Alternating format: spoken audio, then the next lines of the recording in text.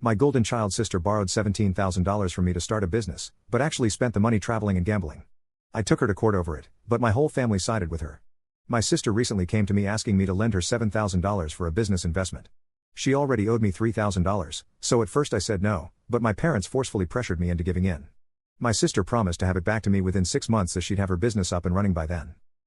However, the 6 months passed, and not only had she not even started her business yet, but she had actually spent the $7,000 on herself. She went traveling in Asia, bought a new gaming console, and gambled the rest away. I remember the day she came to me about it, her parents and mine with her. Apparently, she felt awful for how reckless she was with the $7,000 and wanted to make things right. In order to do this, she asked for another loan of $7,000, swearing that this time she'd start a business. I straight up laughed at her, but as I was in the middle of telling her no, my mom interrupted me. She screamed that family help each other out and started relentlessly pushing me into giving her the money.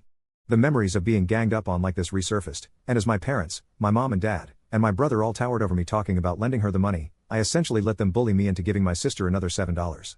As the months went on, my sister, of course, never paid me back. I gave her another 6 months, and after that, I started pressing her about the now total $17,000 she owed me. Of course, my family defended her, saying I was overreacting and needed to give her time. This was unfortunately no surprise, as growing up the difference between my sister and me was obvious. I remember being 16 and working long hours at a diner to save for my first car. I took every extra shift I could while my sister didn't have to work at all. On her 16th birthday, our family threw her a big party and gave her a brand new car with a huge red bow on top. It wasn't just the car that bothered me, it was how the family treated her. They acted like my sister deserved the world, while no one seemed to notice how hard I worked. When I finally saved enough to buy a used car, there was no celebration. It felt like my effort didn't matter. One Thanksgiving, my sister casually mentioned crashing her car while racing with friends. Instead of being upset, my family laughed and brushed it off. My dad even wrote her a check to cover the repairs.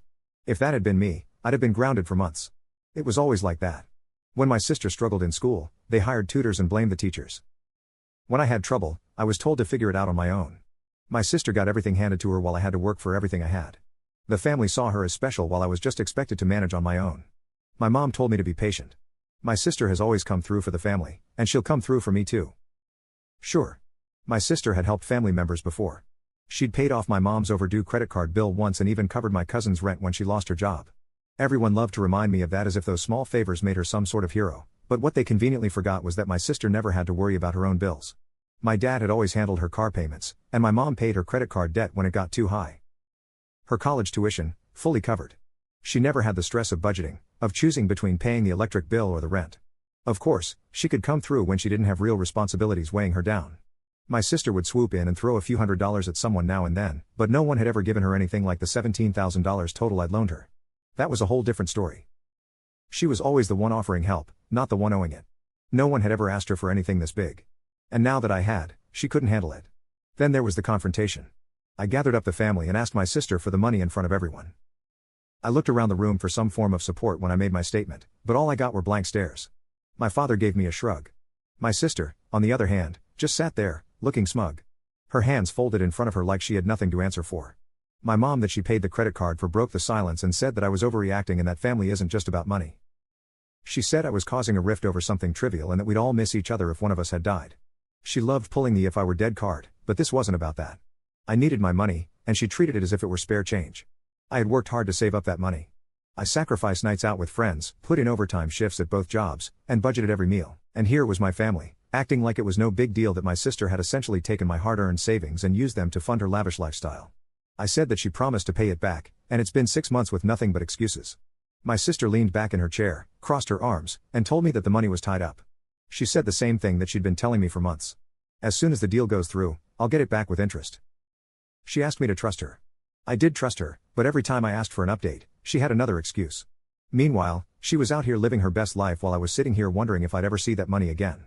Before my sister could respond, my dad, who had been silent up until this point, told me that he was disappointed to see us act like this and said that my sister was doing something good for the future of the family, and in a couple of years, the $17,000 would mean nothing when we have $1 million and that I should be proud that I helped her out early on. I felt my stomach drop. I told him it was fine and left it there. I knew that I was only wasting my time talking to them. I realized that my family wasn't going to help me, so I took matters into my own hands. Over the next few weeks, I stopped going to any family gatherings.